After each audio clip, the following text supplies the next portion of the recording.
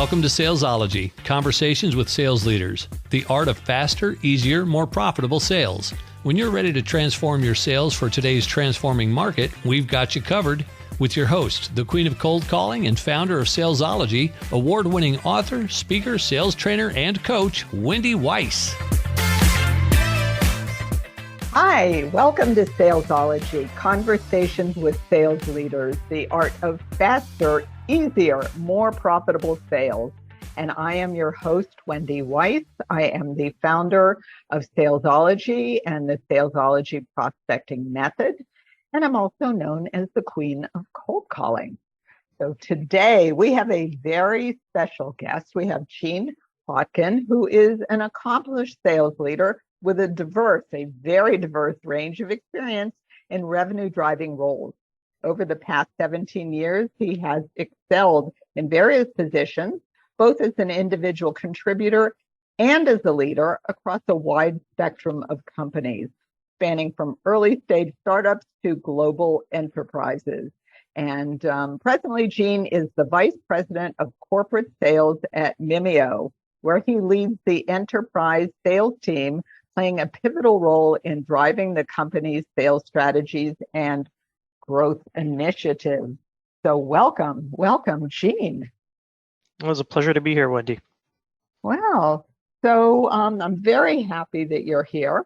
And I want to begin as I always do. I want to know, what's the backstory? Please share with us the Jean Plotkin story. How did you end up as the Vice President of Enterprise Sales at Mimeo? Absolutely. So prior until at least graduating college, it never even crossed my mind to be in sales, that sales would possibly even be a profession that would be available to me. And in general, I probably had a very negative connotation of sales. But after I graduated college, I wasn't sure what I wanted to do. And I knew I always felt like I wanted to start my own business. And looking into that, I realized that if you want to have your business, you need to have customers. And if you have to have customers, somebody needs to sell them. So I figured that I better learn this art of selling because otherwise I'm going to have a hard time starting any kind of a business. So I ended up getting a job as an account executive for a media publications company. And of course, I had no idea what I was doing, being 21 years old. Everybody else around me was much older. And this was the kind of environment where they didn't really spend too much time on training, right? Hey, I hired you because you're a high energy guy. That's what my manager told me at the time. And I got a computer and I was told, this is your territory. Go look up some names and start calling. So that was that was my introduction into sales.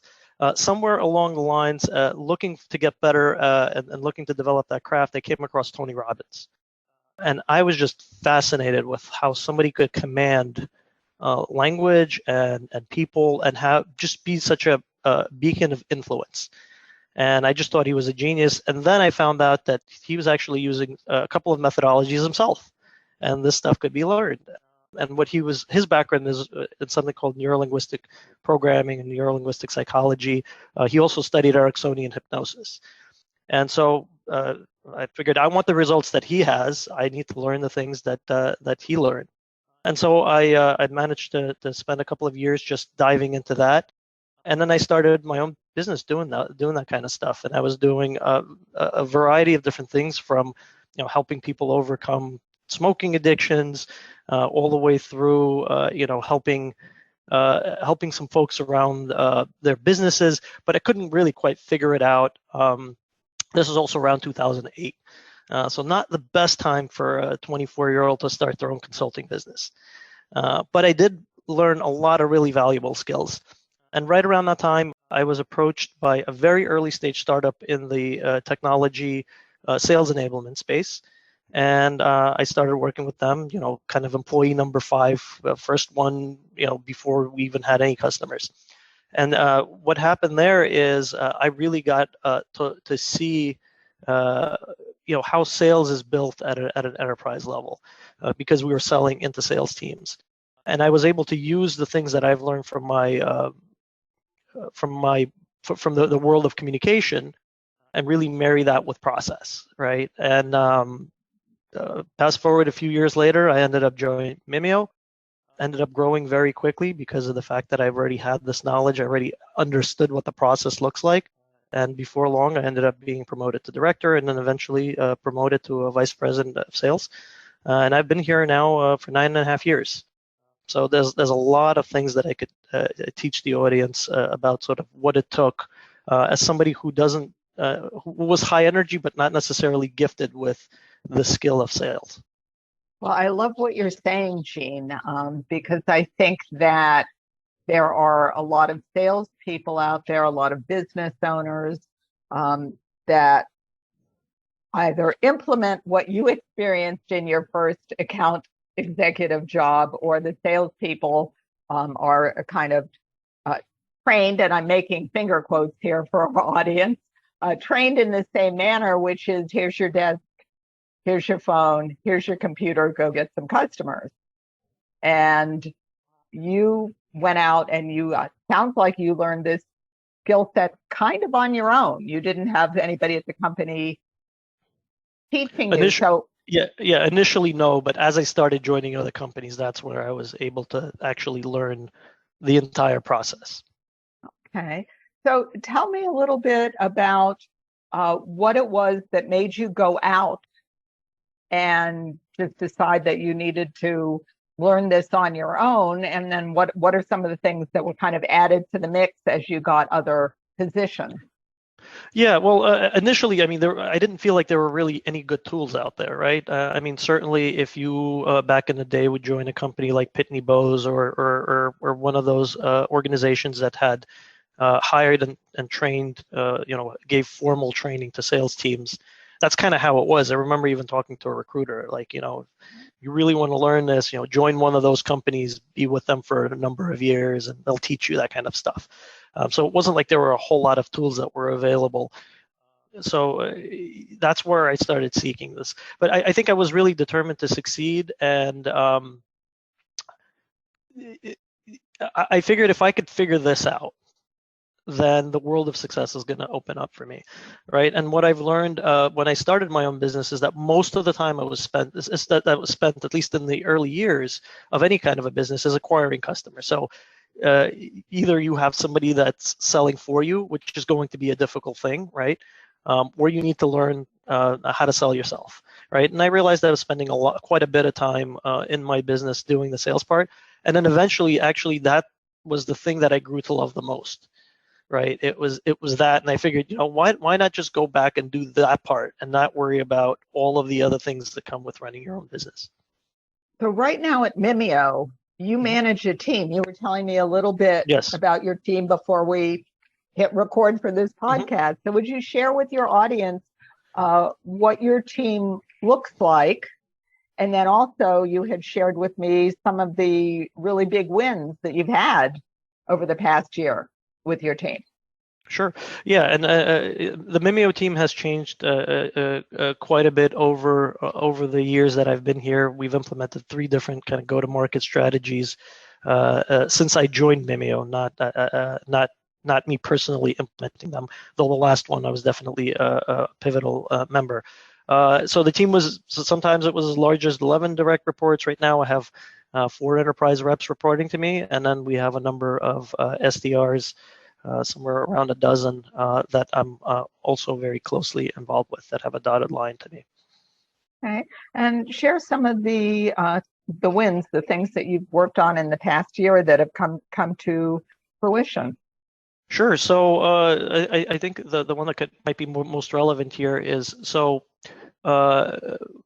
because the way that we approach things is we sell as a team. So we have folks in the sales development capacity whose job it is to prospect and make the initial connection, make the initial discovery, and then pass it off to the closers who are really experienced and know how to get the deal across the finish line.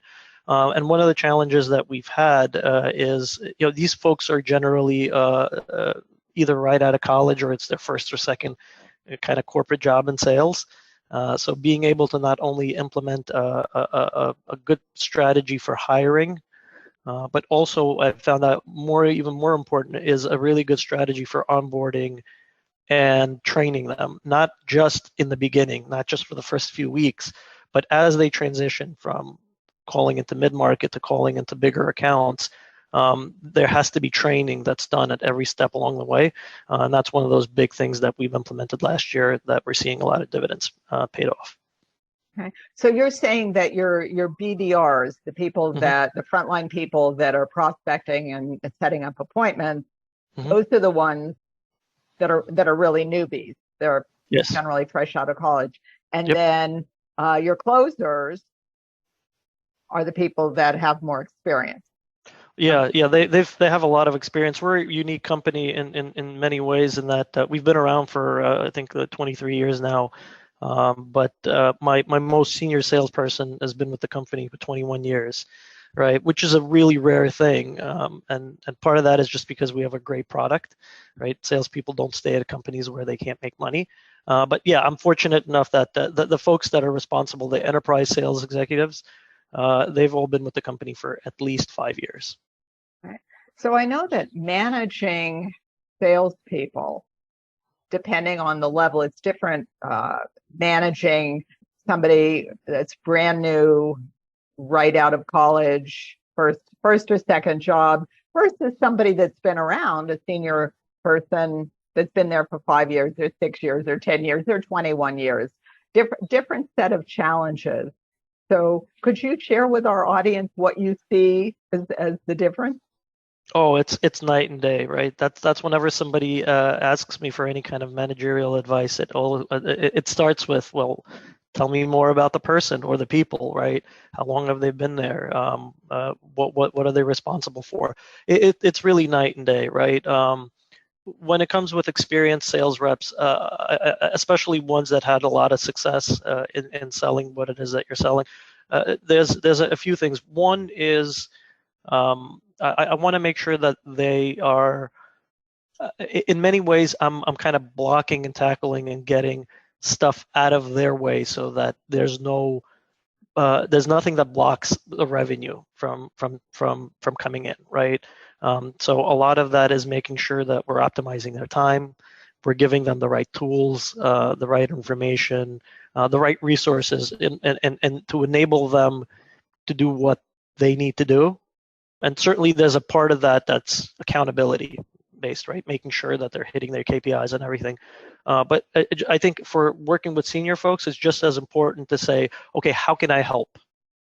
How can I help you be the best version of you? So whenever I work with my team, that's always, my job is to bring out the most and the best out of the team that I have, because I know they know their craft. I know they know our customers. They know them better than anybody, right? They know our products incredibly well.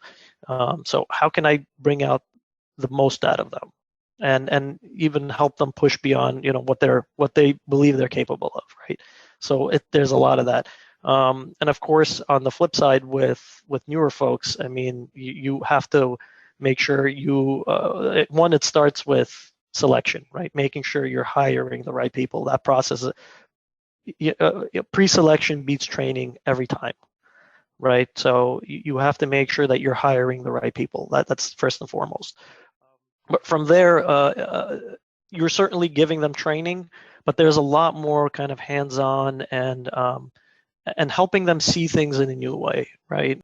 Making sure that they have the necessary tools, that's skills, abilities, right? That they know how to ask the right questions, but they also understand the bigger context and why would you want to ask that question? What are the implications of that?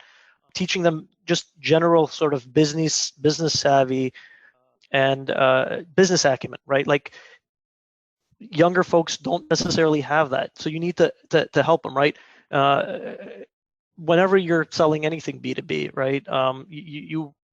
You are calling in with the expectation that I'm going to help you make your business better in some way, right?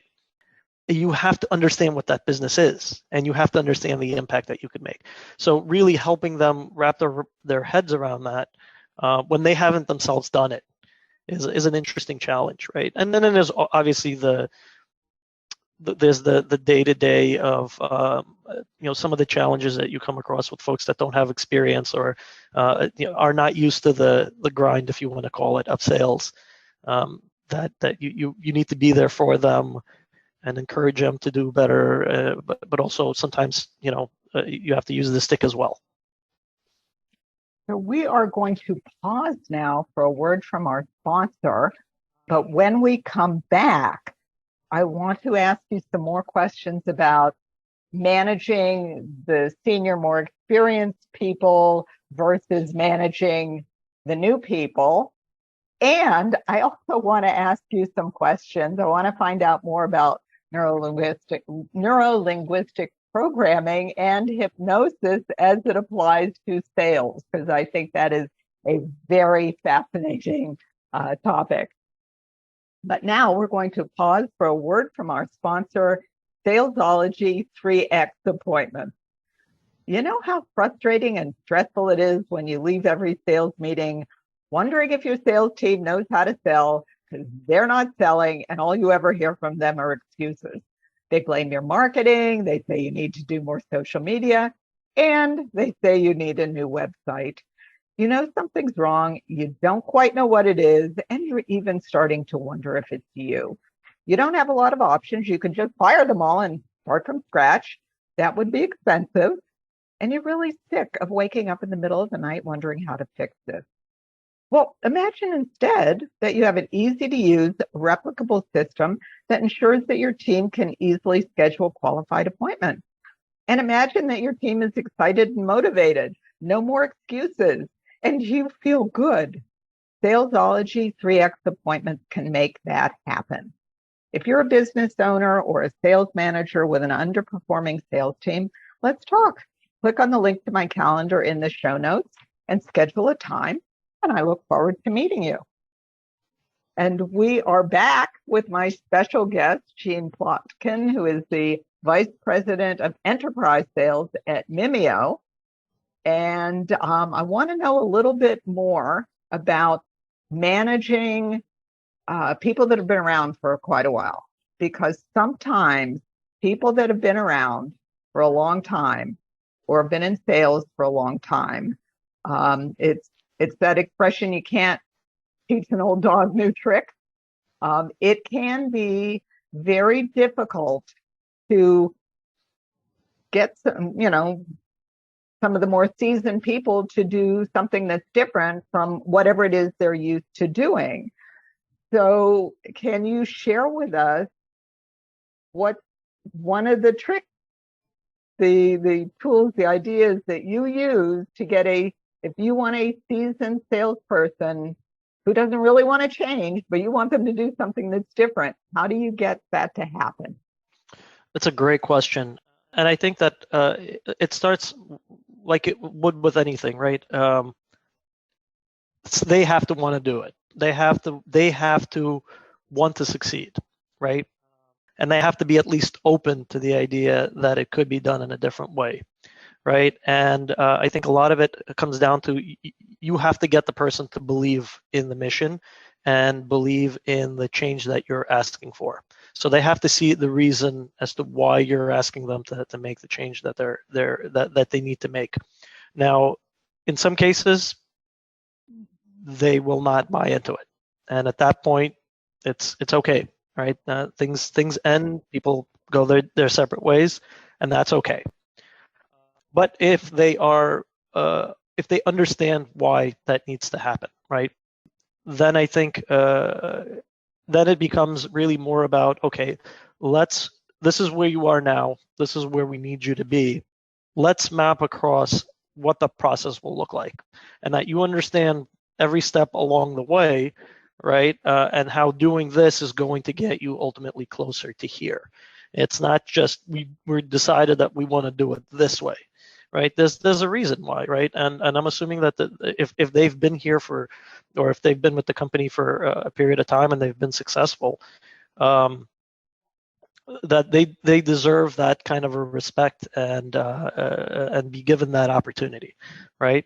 And you also want to be honest and direct with them about where they are, about what you're seeing that needs to change, and what the plan going forward is going to be, right? And that they're bought into that, right? That it's very clearly spelled out.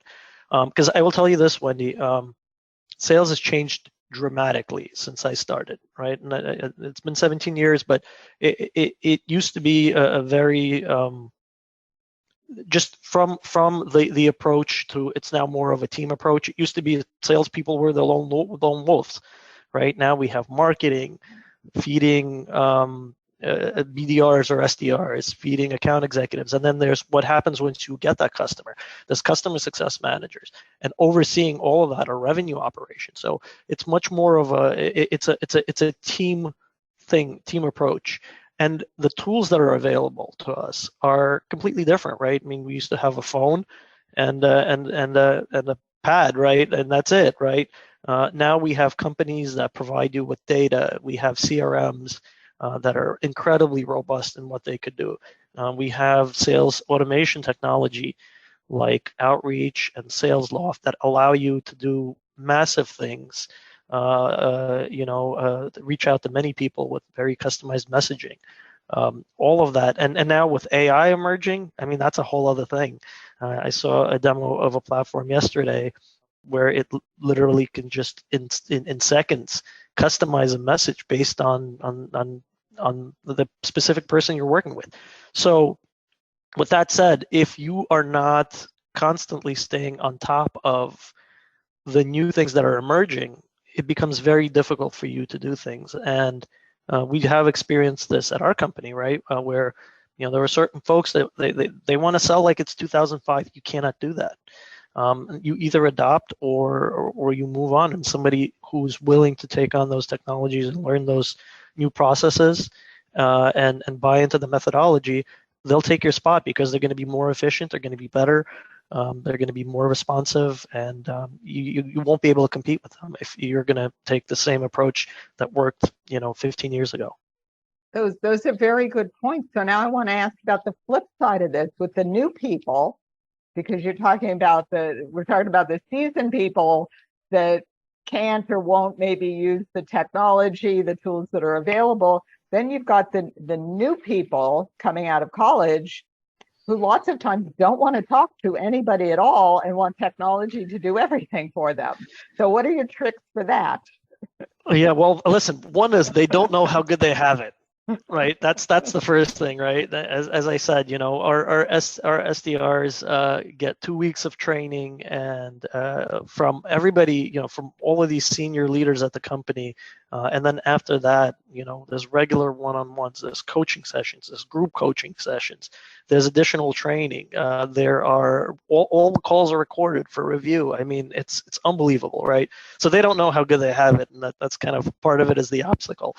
But to your point about just leveraging strictly the person that wants to strictly leverage technology and they don't want to talk to anybody, that goes back to hiring the right people, right? So part of our sales hiring methodology is the first thing you have to do is after the initial phone screening is we set up a mock call, right, where somebody calls in and they're given just a little information about Mimeo and what they're looking to do, and we're not, and they're asked to do a mock call with us, right, where they're calling in.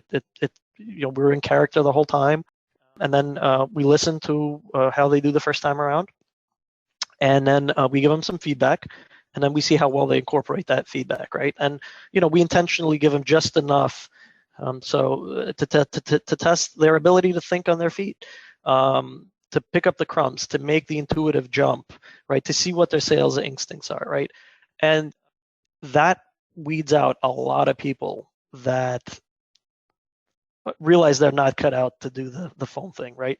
A lot of them do just no shows. They decide, or they email us last minute with the most hilarious of excuses. Right. So I think that's a big part of it is you want to actually because while you're leveraging all of this technology, right, for reaching out, LinkedIn is wonderful, email is wonderful, right, but those are very noisy channels.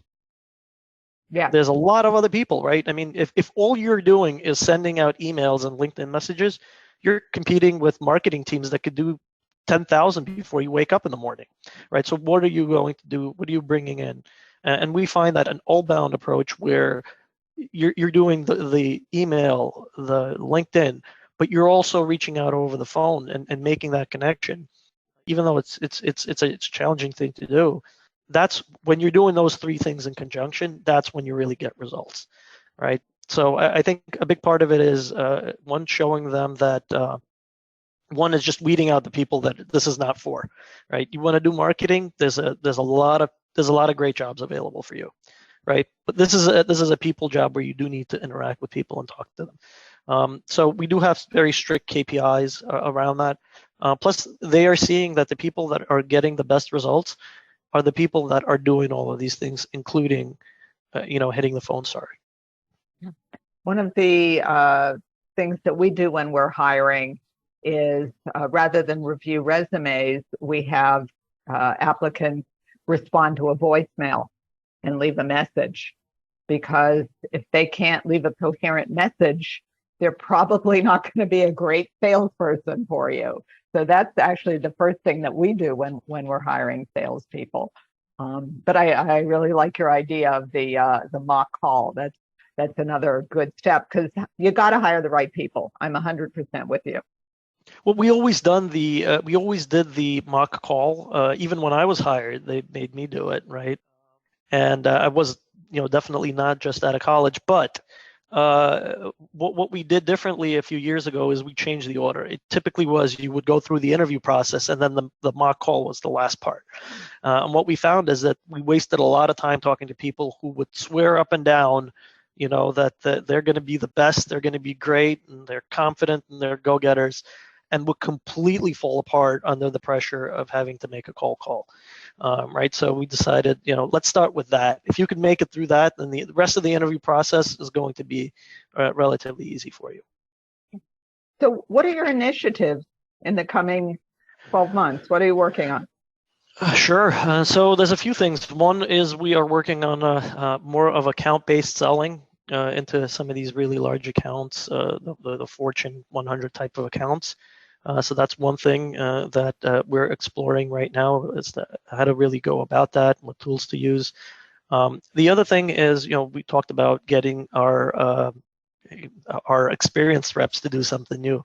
So one of the things that is this was always kind of a requirement, but we didn't really push it and enforce it the way we started this year, is we want our closers to make sure that they're generating at least 15% of their own pipeline, their own opportunities. So that was a big initiative of, like I said, getting them trained up on the new technology, getting them going through all of that change management of, okay, that's how you used to do things. It doesn't work that way before. And this is what we're expecting you to do. And it sounds like it's not really a big deal, but there's a lot that goes into it, right? It's as simple as what accounts are we allocating, right? How do they pick those accounts? How do those get allocated to them? What's that process look like? How do those accounts then get taken out if they're not being worked? All the way through, the actual, here are the best practices. Like, we know you have these tools, but are you using them to the best capabilities in 2023? Not just relying on, I could do this in a faster way. And it was really an eye-opening experience for some of them, going through like, hey, did you know that you could do it this way?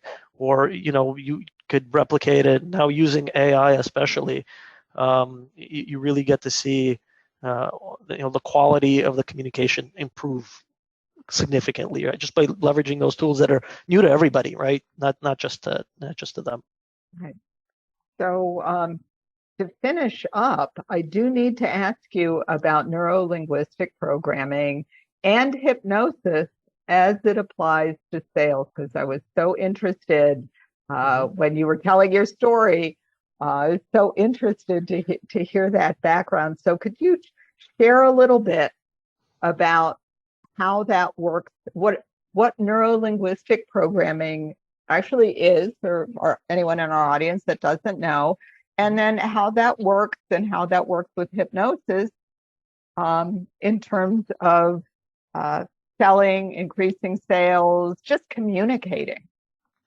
Yeah, absolutely. So NLP has its own kind of rich history, but really, what to boil it down into is there were a couple of folks in the 70s that decided. One was a computer programmer, and the other one was a linguist, and together they decided to model a few folks.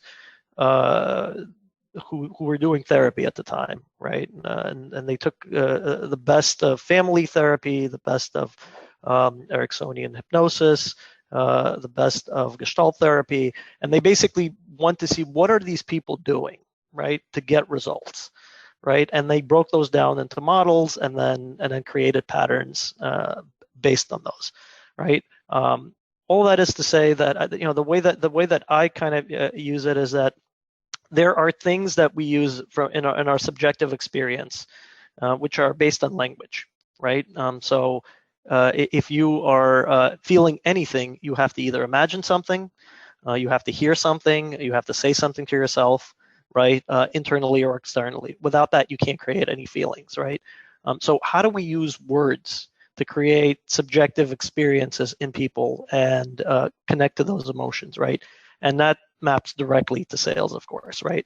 And then just understanding how the brain works, right? So, for example, our brain does not process negation. What I mean by that, if I say, don't think of a purple elephant, what are you thinking about? I'm thinking about a purple elephant. That's right. So it's as simple as well. How do you use that, right? Now you could use most of the time people use language thoughtlessly. So they would say something. I've heard one rep years ago on the phone going, "Well, wouldn't screw you," and I went, "Oh my God, why in the world would you ever say that, right?" On the flip side, right, I wouldn't even suggest that if you take and use these tools to your best advantage, that you could be way better off than you were. I wouldn't even suggest that, right? What are you thinking about using those tools, right? So it could be as simple as that, just understanding how the brain processes things, right? That you have to see the subject first before the action, right? So the boy hit the ball is easier to process than the ball was hit by the boy, right? So in our communication, those things are really important. And I think a lot of it is also really helpful in building rapport, understanding that each word that somebody uses has a specific meaning to them, right? And that meaning is unique only to them. There's no, so when you're paraphrasing, they're always going to feel like you didn't get that quite right, instead of just using the words that they're using, because those have meaning to you, right? So there's a variety of different tools. And I'd say one of the most powerful ones, there's a couple here that I think would be interesting for your audience. So one is visualization, right? I'd say when I was doing this about 15 years ago, very few sports teams kind of used it. And I remember working with athletes using visualization techniques. Of course, now all professional and college sports teams use visualization, right? That's like a common thing. So one of the first things I do with our new hires is I do a quick visualization exercise where I just have them turn as far as they could, and then we practice just visualizing themselves turning way further. And then we actually do it in real life, and they go at least 15% further, right? And that's a really great way to show, hey, without any stretching, without changing anything, just you being able to visualize yourself doing something better leads to better results, right? And then it's, okay, so you're going about your day. Are you just going through your day, or are you spending the time to prepare for your day mentally? Seeing the things, visualizing the things that you're going to get accomplished, right? Visualizing your goals, getting to them, getting past them. Visualizing things like building resilience, right? Where things might not go your way, but then you find a way out of it, right? To build that into your, things that are not really in your conscious awareness. But when you're doing that, it's shown to have really good results. So those are the kind of things that I work with folks on, and then just thinking about how we think, right? That at the very top, we have identity as people, right? And underneath that, so who we are as a person, and that's context dependent. And underneath that, we have values, right? So what are those things that are important to you in that moment? Underneath that, we have beliefs. What are the things that you're believing about yourself, about the world, right?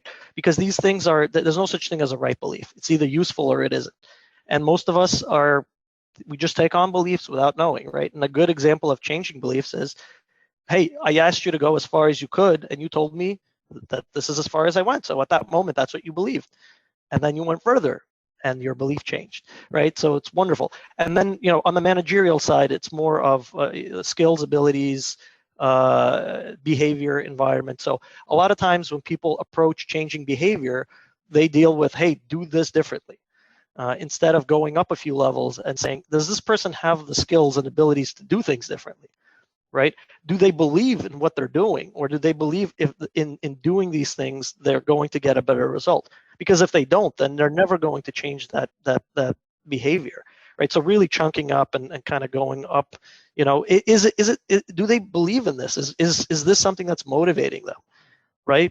Because if you find out that they don't like your product and they don't like the profession, then there's no way the behavior is going to change. So, those are some of the things that I use day to day that I took away from my time there. Wow. So I'm really enjoying our conversation, Gene. Would you put your hand over your heart and promise me that you'll come back in the future so that we can have another conversation? Absolutely. Okay. Absolutely. Wonderful. So if people want to get in touch with you, Gene Plotkin, Vice President Enterprise Sales at Mimeo, where should they go? The best place to reach me would be on my LinkedIn profile. Just connect with me. I usually accept anybody who's willing to make an introduction. That would be the best place to go to. If you're interested in what Mimeo has, we do business-to-business content distribution. Mostly through print, but also a secure digital platform. And if you're interested in that, then Mimeo.com is where you go if you need any kind of business documents, training documents, things along that nature printed.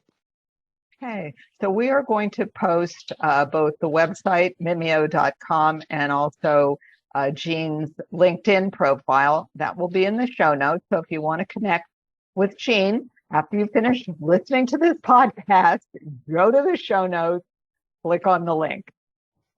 And so our special guest today is Gene Plotkin, Vice President, Enterprise Sales, Mimeo.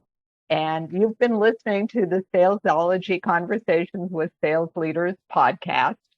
And if you found value in today's podcast, then please think about one business owner, one sales manager, one sales professional that you think might also find value in listening to the podcast, and please do share the link with them.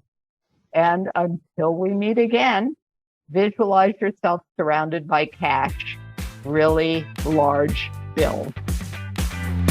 You've been listening to Salesology, Conversations with Sales Leaders, the art of faster, easier, more profitable sales. Be sure to follow so that you don't miss a single episode. And while you're at it, please leave a rating and review, and be sure to share it with your friends. Tune in every week for more exciting insights and wisdom on transforming sales. And until next time, visualize yourself surrounded by cash, very large bills.